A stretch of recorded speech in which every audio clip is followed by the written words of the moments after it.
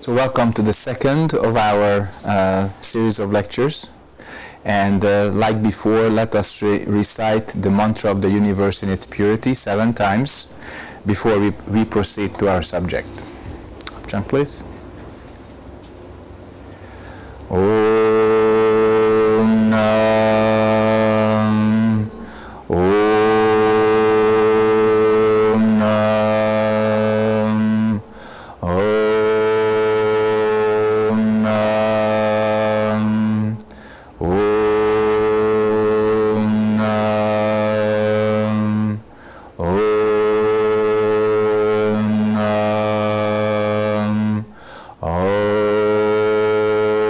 Nam. Om Nam. Om Nam. Thank you. So today we will be treating a very, very interesting subject, and that is society and karma. So, in other words, group karma. Last time we talked about individual karma, how the individual is made up of eyes, ears, nose, tongue, body, and mind, and various types of consciousness. And now we talk about society. Now, society and our human groups within society is a very interesting kind of a segmentation of humanity. Why? First of all, let's start with the biggest group we have, and that's 6.6 billion human beings.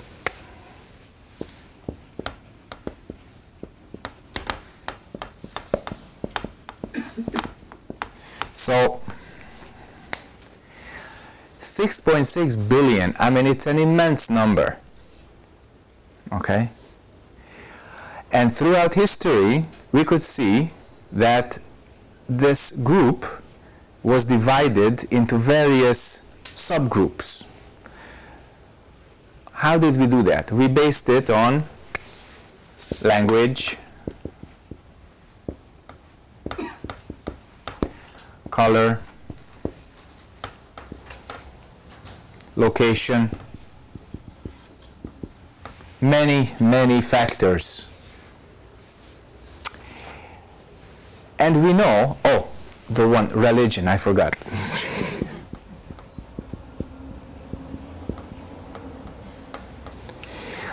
These were things that we actually used to identify ourselves and make a difference between us and them. And it's very interesting that we made a lot of wars based on them, because if you remember, our 7th consciousness, our discriminative consciousness, was too strong. We identified with these differences, and we wanted to kill those who were different, because we were afraid that if we don't do that, they will kill us. So based on this, we will have a dilemma of us and them.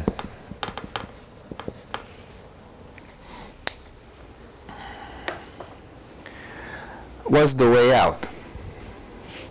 Otherwise, we cannot solve our group karma.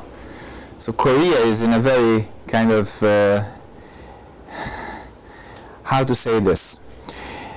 In a historical situation where you have to put it down moment to moment to moment, because there's so much of this past karma based on group differences that if you're attached to it, you cannot forward, you cannot advance. And that's true about other nations, even to Inuits up there, because everybody throughout human history got their share of conflicts through identifications, attachments, false views, etc. So this kind of really strong division between us and them is based on our favorite triplet of human suffering, which is anger, desire, ignorance. All this division comes from ignorance, anger, desire. Okay? So we speak different languages, our skin color is different, our location of living is different, our religion is different. We could list a lot more things. All of them are actually very good. When you go to a Thai restaurant, because you haven't eaten Thai food, it's tasty, it's curry, it's nice. But if you say that Korean food is the best, Thai food is no good, then soon there's some conflict between you and Thai people. So if we identify with the differences, then we have a problem. If we do not use the differences correctly, then we manufacture quite a lot of conflicts. And we believe that they exist by themselves. And that's wrong.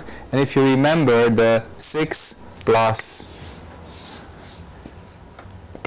2 consciousnesses that we used last time, then the one in the upper realm here has, like I said, 2. One is the manas, and the other is the alaya, the storehouse, and the controller, the differentiator, where you make your distinctions.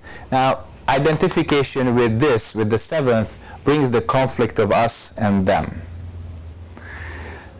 So how do we actually eliminate this? Because just talking about it is not really sufficient. And of course, any monk or nun or teacher would say, practice, practice, practice. Individually, we practice, but how do we use that practice correctly in our group, in our culture? Okay? So for that, we have to totally erase this and actually map out how a society is working. The way you look at it, independent of all these factors, you observe what kind of functionality there is in society. Okay? Even before I start this description, I have to say that it has been in existence for thousands of years, and it was also misused by people. So what I say here is not a guarantee, but a very good starting point. To observe society as it is, to make it very clear, your situation within that society, and to use your mind, use your emotions, use your distinctions very clearly in your group. So let us think together. What kind of really distinctive, clear functions there are in a given culture, in a given nation? Okay, so first, like I said, in the us or them, we have to defend ourselves. So in every single society you observe, there are soldiers. Okay? And I will use a few Sanskrit words here just to make it part of a larger system. Then we use other languages also. In Sanskrit, the warrior, the soldier group is called Kshatriya. The Buddha is from that group.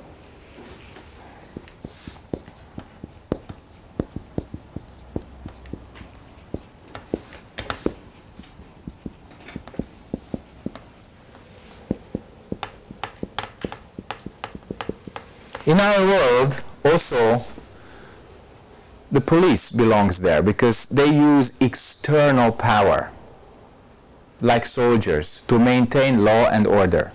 So the significant characteristic of this group that they use external or physical power, weapons, applying laws, etc.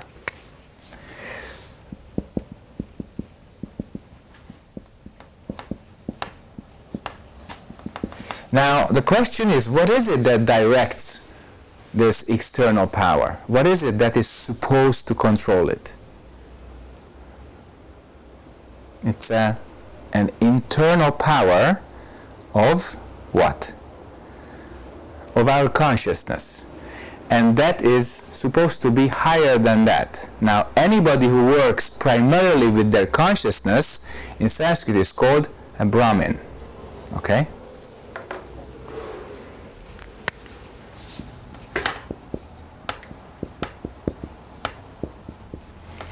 So,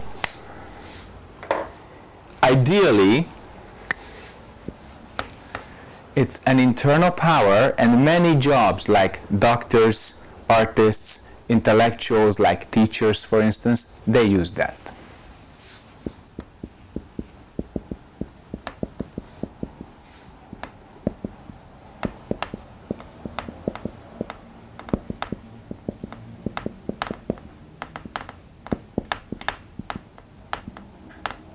So doctor, teacher, lawyer, priest, they use that. Primarily you start with the consciousness. It gives you some internal power, some recognition, some clarity, some treatment, some legal advice. So compared to the warrior, the soldier, it's an internal power, some internal thing that you use.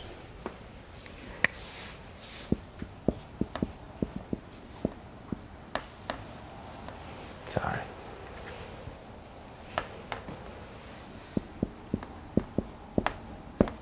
Okay. Now, the pair here is really important because for a very, very long time in human history, they were in control. And when it started to change, that was the time of the military juntas or dictatorships, where the warriors were telling intellectuals how to think. And we all know that. Even in this country, there was a president who just said, it's over. And of course, he was assassinated because Kshatriyas are assassinated, usually. If they take too much power, it becomes a dictatorship. They discard the advice of priests, doctors, teachers, etc. And then they die by their own sword. Okay? So, next, underneath, is what the Sanskrit system calls Vaishyas. They are the traders.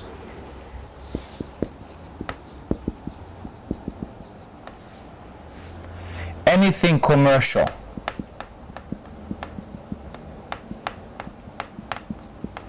Anything financial. So by the end of the sentence you already know what kind of power do they have. Because they are the distributors of material wealth, so they have material power.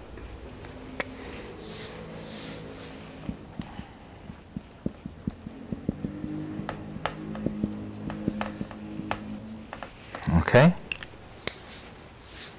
They have material power, but all this material power would be worthless without the work of another group in society who are actually the workers, and they are called Shudras.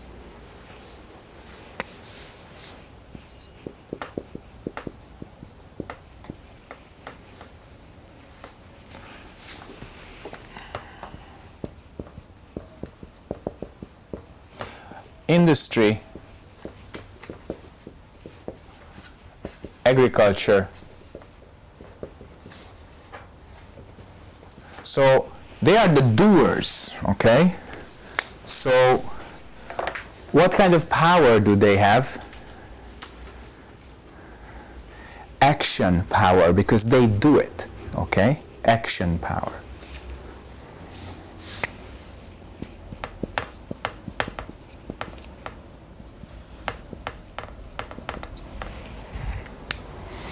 Now, if you look at any kind of society on earth, this exists there. Whether it's in the Australian desert, even they are totally peaceful, but they have warriors against animals. They are the hunters, okay?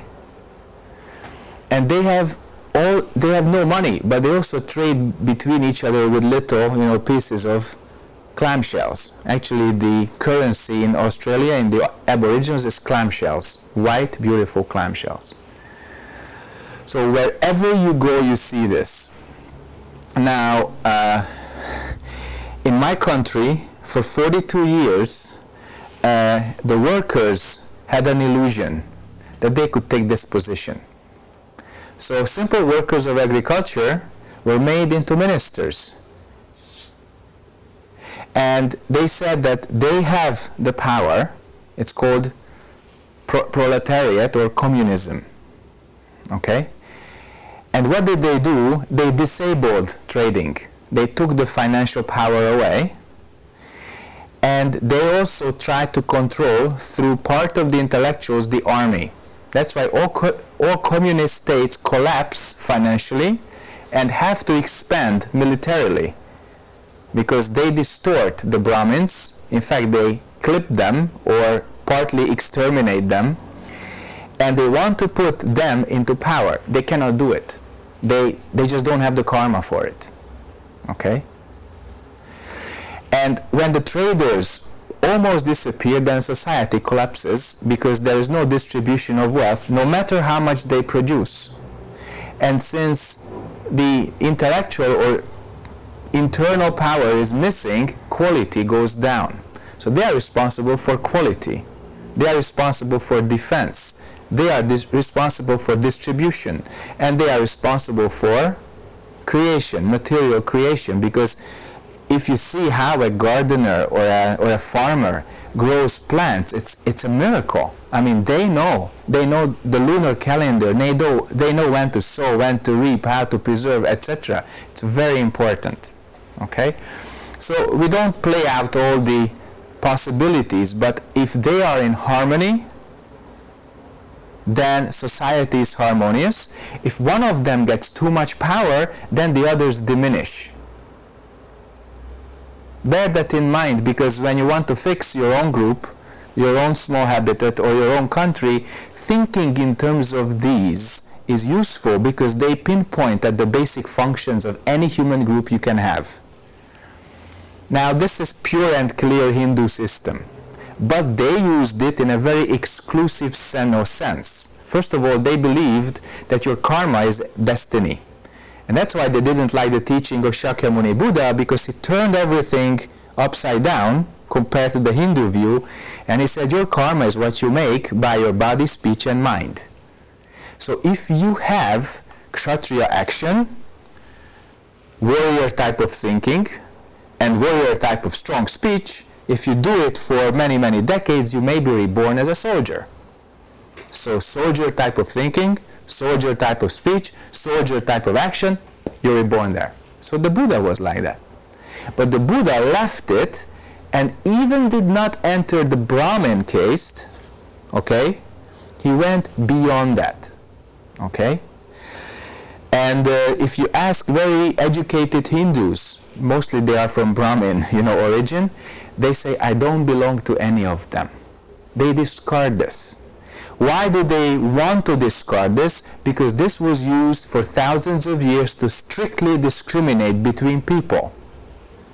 And certain jobs in the Shudra realm were not accepted as proper jobs, basically dealing with dead people, with garbage, with sick people also.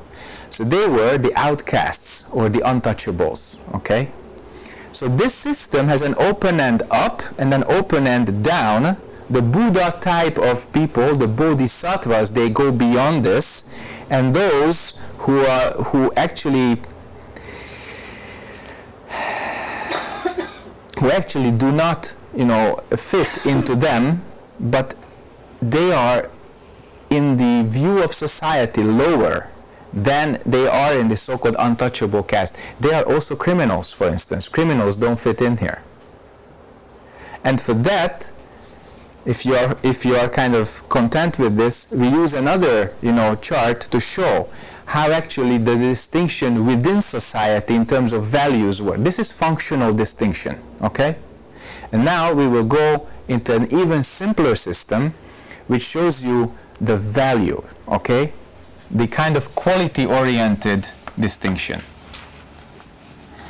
And just while I'm wiping this clean, imagine that in India they still have more than 200 million people who are classified as untouchables. They live like that, okay?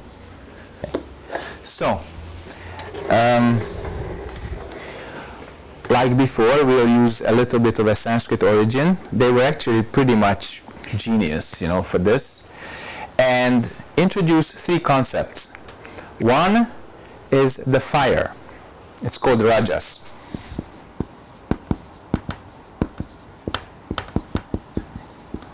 Okay? The other it's called blackness or earth. It's called Tamas.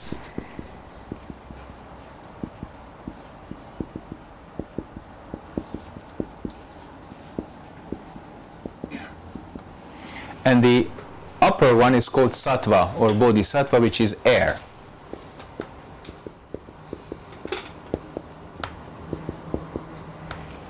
Now, these four groups which I outlined before, they all belong to the fire, okay? Because they harmoniously mix their energy into various functions, and they all belong here, okay? So the Brahmin,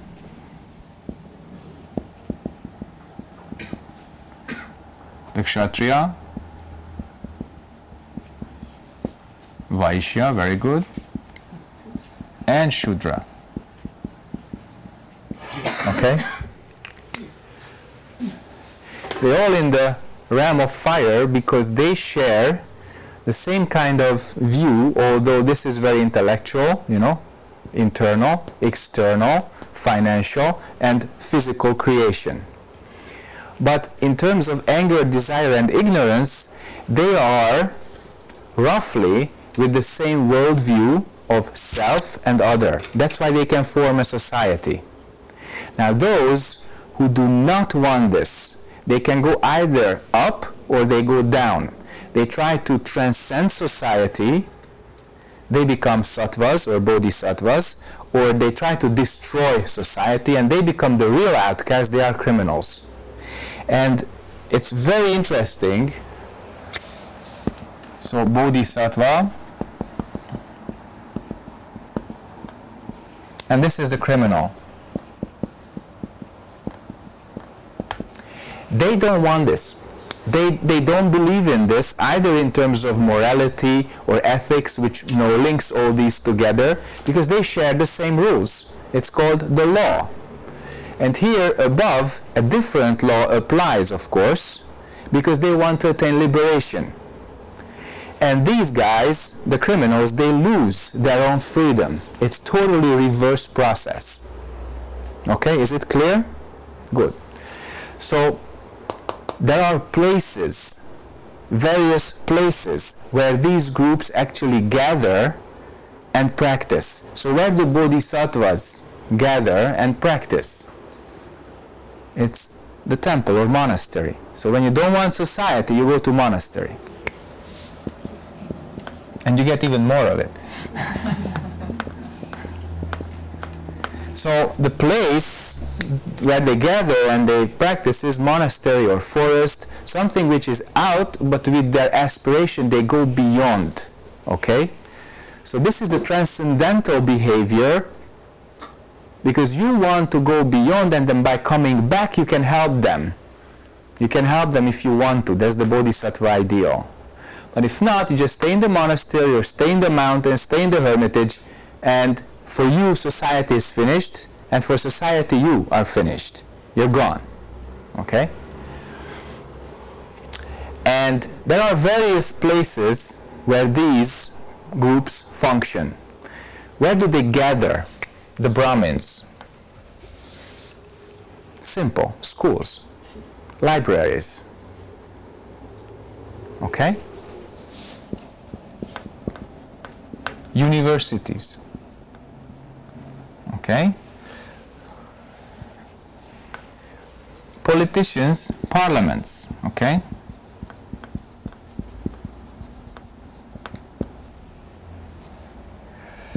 Where do the warriors, the Kshatriyas gather? Army base. Okay? It's the army. They form the army.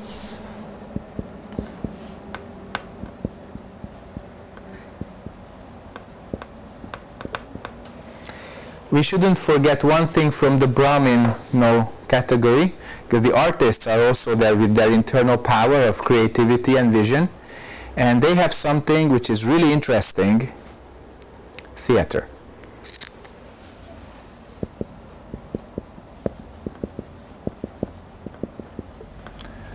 Also, we should not forget about another group of Brahmins which are really important for our health, and where do they gather?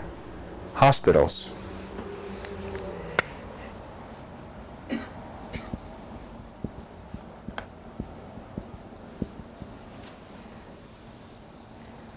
So if you're a doctor, you are the host in a hospital. If you are a wounded soldier, you are the guest at a hospital. It's clear.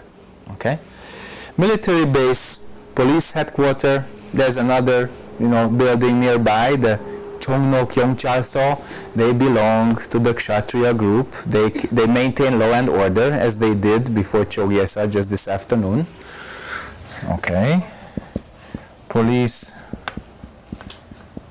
It was really small, only two busloads of police, not so many. Sometimes when I stayed here in Korea, near this Insadong street, 12 buses, because there was something really big going on near the Chonghwade, so they blocked off all the streets, etc. So when the Brahmins, they ring the bell, the alarm bell, the politicians, then they come to say, okay, we maintain law and order.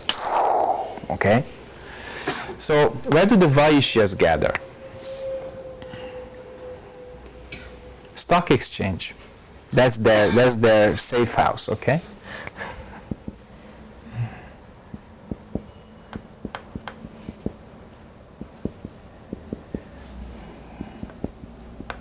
That's your Kospi, Nasdaq, whatever.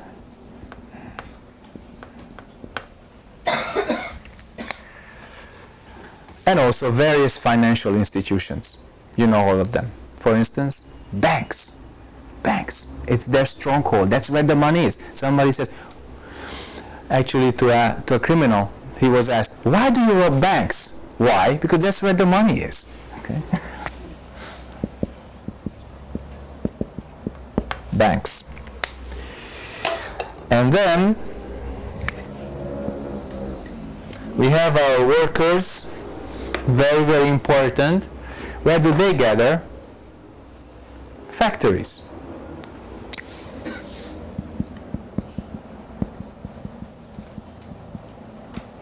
Land, the farmers, or cooperatives. In Korea, the cooperatives are very strong. I saw it once.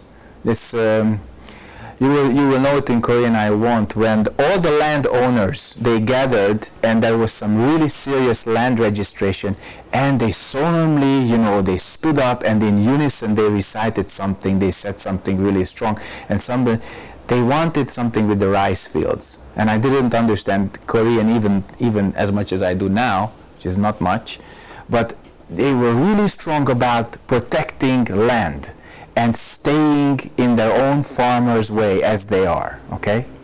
So this is not difficult to observe. The real difficulty is how do we function in our own group, in our own social, position to help them, to help the others. Now that's an important point. You cannot say, I don't like this, I don't like that, this is out, that is in, because it's like chopping off part of your body. Think of human society as a whole body. And then if the nose doesn't like the mouth, you can't eat. If the stomach doesn't like the hands, you can't work, etc. So every single human being in a given society has a job. So what is your job? We have to find that. And last but not least, what is the place for criminals? Prison, jail.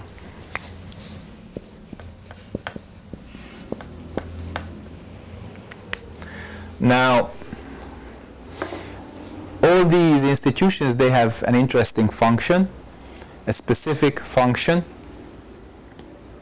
Well, I would like to outline about 3 of them, because that kind of has some parallels. One, of course, the monastery. The other, you will be surprised, is prison.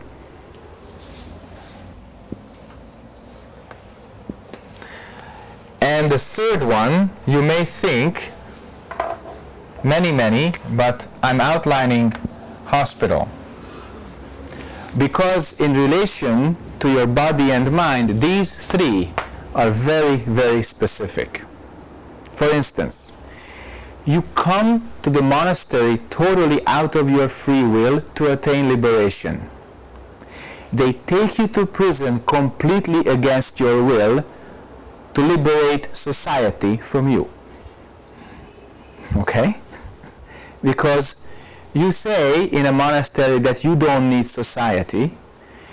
In prison, society said, we don't need you. Hospitals are interesting because you don't want to be there, but you realize that you have to be there. Society may want you, but if you're sick, you cannot go and do your job. Okay? So these three have various levels of attachment. Prison, total suffering, attachment to everything. Monastery, no suffering, not attached to anything. And in hospital, you are still attached to your sickness, but you want to become healthy. Okay?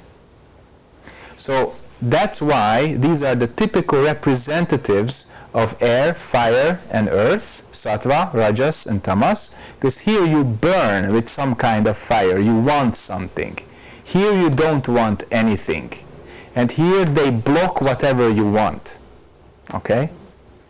So that's like an X-ray of society.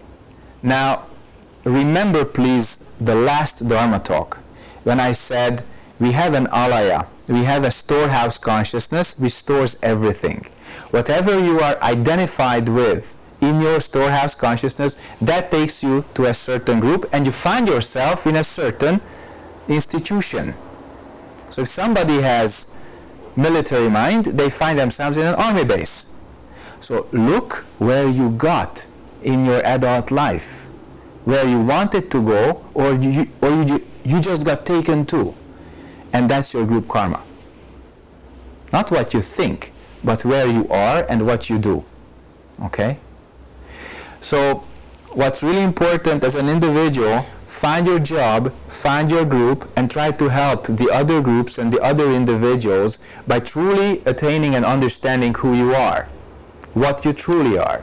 Because like I said, the day before yesterday, you are not the 8 consciousnesses, but you use all of them. You are the owner, you are the master of that. Likewise, don't identify with your group. Just see that your karma has taken you there. And try to use that karma correctly. But for that, we have to have some insight. Now, having an insight into the nature of existence, life and death, and our true nature as Buddha nature is very useful, but if we take it to a group level, we get some interesting historical, facts. In the Tang Dynasty, China, which lasted about 400 years, in the second half of the first millennium,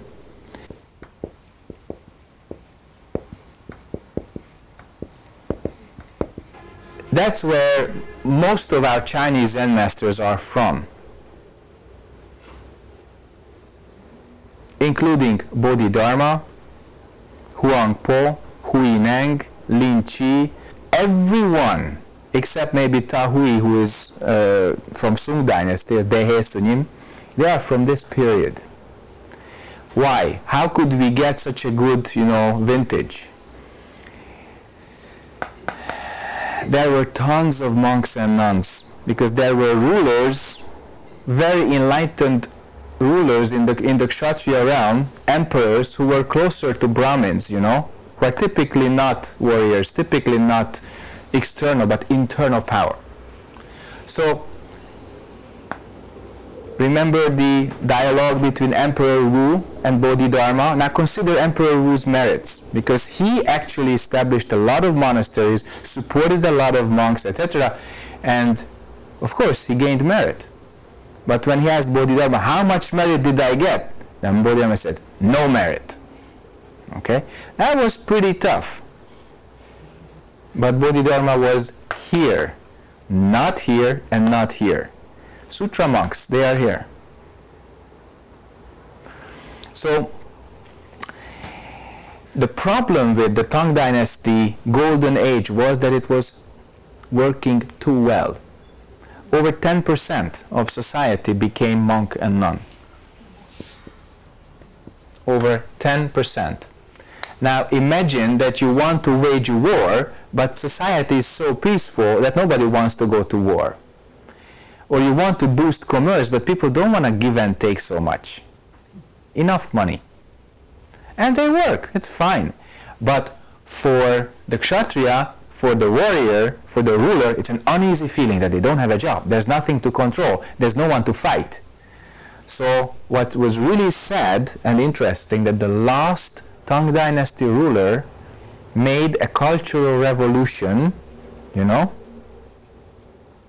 and they closed over 18,000 monasteries and sent home over 800,000 monks and nuns. And it was actually such a bad action that the dynasty died out. So it's really interesting how these groups affect each other just by their sheer massive volume. Okay? Now, we are living in an age where you might say money controls society. It's not a view, it's not a religion, it's not something that people think, but it's people that they can get, something that people can get.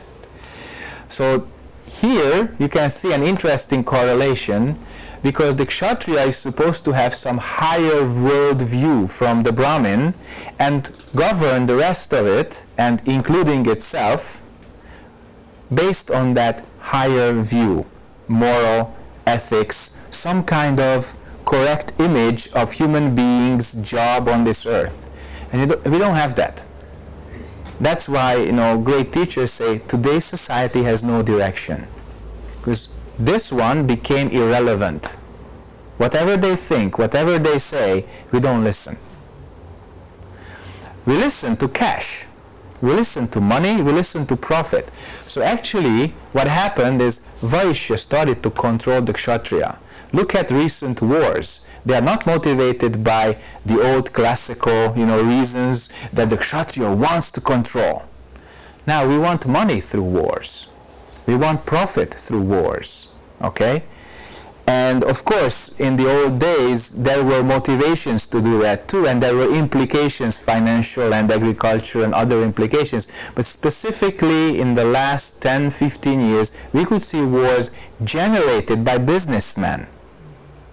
When they start to control the soldiers, and politicians, they just move their mouth and nobody listens. Other intellectuals, sociologists, etc., very, very, very remote. Okay? So this is a serious problem. Like I said earlier, when the Shudras controlled the Kshatriyas, that was communism. But actually it was part of the Brahmins that actually got corrupted enough to presume that they represent Shudras. They did not. They represented their own selfish interests. And they cut the Vaishyas because they were dangerous. Because they had the material power, and whereas they had just only talk, ideology this big. Okay? And it didn't work, so it collapsed. So that's the current situation. And why spiritual practice is so important? Because we have to give proper function to the Brahmin group, so that what we say, what we think would be relevant, that we would not understand only ourselves, that we would understand, not only ourselves, but we would understand the entire society, how it works. Okay? And when we do that, suddenly our thoughts are helpful. Our insights are valid. And that can help, bring society through this crisis, because you see that we are in a pretty critical situation. The Vaishyas, the business people, they also have a pretty strong control over Shudras. That's why we have the trade unions. But by now, what we are actually experiencing is this immense effect on the environment that we have. So all of us, whether in jail or in a monastery or in any other institution in between, we are on Mother Earth. We are on planet Earth. And because here everything turns into money, we start to turn trees, seawater, ice, climatic, balance into money. But you can't eat money. You can't breathe money, and you cannot drink money. And that's the problem. So here the blindness in the Vaishya, in the business group, is that they always want to be richer, richer, richer. Here is that they want to be always more and more powerful. Here they always want to be more and more clever. Okay? And here they just want to work more and more and more. Okay? So that's what we call the exaggeration, the crossing the natural boundary. And then things get out of balance. And actually the Sanskrit word for suffering is dukkha. Literally it means out of place, when the axle is not in the wheel. And the opposite is sukha, which is harmony or oneness, literally means in place, when the wheel is in place. So it's really easy to apply here. So if you look at society, you can discard all the ideologies, all these big, thoughts. Look at it, how it functions. What kind of, groups or energy concentrations there are, And then you will see how you can support it, what you can do to help, and then your practice will become useful not just at an individual level, but and at the family level also, but also at a social level. Okay? So that's where I would like to close the introductory and listen to your questions.